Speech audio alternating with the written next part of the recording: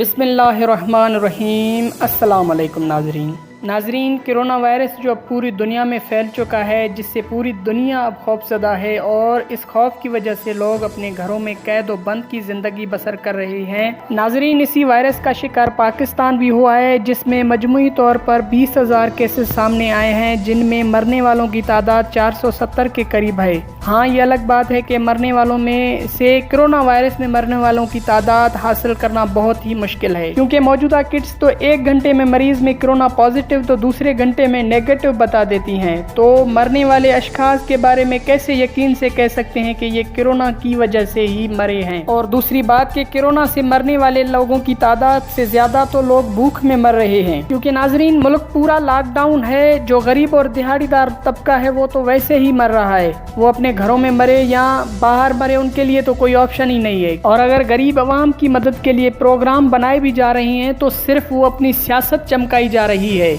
जो मीडिया के जरिए सिर्फ लोगों से कही जाने वाली बातें हैं। हाँ, अगर किसी को मिले भी हैं 12,000 तो इतनी तकलीफों के साथ मिले हैं कि बयान करना बहुत ही मुश्किल है। और अगर ये कोरोना वायरस हवा से और छूने से फैलता है तो ये चरंद परंद हैवानात निबातात को क्यों नहीं लगता, सिर्फ इंसानों को ही क्यों मार रहा है। तो नाजरीन, सवाल ये पैदा होता है कि जो वायरस सैनिटाइजर और साबुन से हाथ धोने से खत्म होता है, उसकी वैक्सीन न बनाए जाना किस वजह से। साबुन और सैनिटाइजर में जो इंग्रेडिएंट्स हैं, अगर उन्हीं में से वैक्सीन बना जाए तो भी बन सकती है। और जो किसी भी साबुन से खत्म हो जाने वाला वायरस हो, उसके लिए लॉकडाउन करना नाजरीन राज कुछ और है। नाजरीन, असल में कोरोना वायरस एक दज्जाली हमला है, जिसका असल टारगेट मुसलमान ममालिक हैं, और वो ममालिक जो दज्जाली निज़ाम के खिलाफ हैं।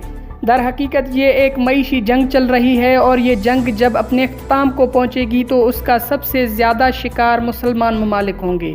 और सबसे ज़्यादा नुकसान 2 ममालिक का होगा, एक ईरान का, एक पाकिस्तान। क्योंकि नाजरीन, वर्ल्ड बैंक के पास ईरान का बार बार सदाएं देना कि हमारा मुल्क ख़तरे में है, हमारी इमदाद करें, फिर भी नहीं देना, और पाकिस्तान को आए दिन अरबों रुपए देना, इससे साफ ज़ाहिर है कि आने वाले दिनों में जब कोरोना की जंग अपने इख्तिताम को पहुंचेगी तो इसका सबसे ज़्यादा शिकार 2 मुल्क ही होंगे, एक पाकिस्तान, दूसरा ईरान। और इन दोनों में से भी ईरान के लिए इतना ख़तरनाक नहीं है जितना पाकिस्तान के लिए है, क्योंकि वर्ल्ड बैंक पैसे देकर ये कहती है कि लॉकडाउन बढ़ाओ। यानी क्या? यानी अपनी तरफ से कोई काम ना करो, यानी कोई कारोबार, ट्रांसपोर्ट, सन्नतें सब बंद कर दो। आखिर वर्ल्ड बैंक ऐसा क्यों चाहती है? तो नाजरीन, इसका जवाब ये है कि वर्ल्ड बैंक एक ऐसा कारोबारी इदारा है जिसके मालिक यहूदी हैं, जो पूरी दुनिया में अपने मफादात के लिए पैसे देते हैं, उनका इंसानियत के साथ कोई ताल्लुक नहीं। और पाकिस्तान में लॉकडाउन की वजह सिर्फ यही है। और अगर लॉकडाउन चलता रहा तो वायरस खत्म होने तक लोगों के लिए और भी मुश्किलातें बढ़ जाएंगी। तो हुकूमत को चाहिए कि लॉकडाउन खत्म करे और जल्द अज जल्द कारोबार, सन्नतें, फैक्ट्रियां, ट्रांसपोर्ट खोले और आवाम को कारोबार के मौके फराहम करे।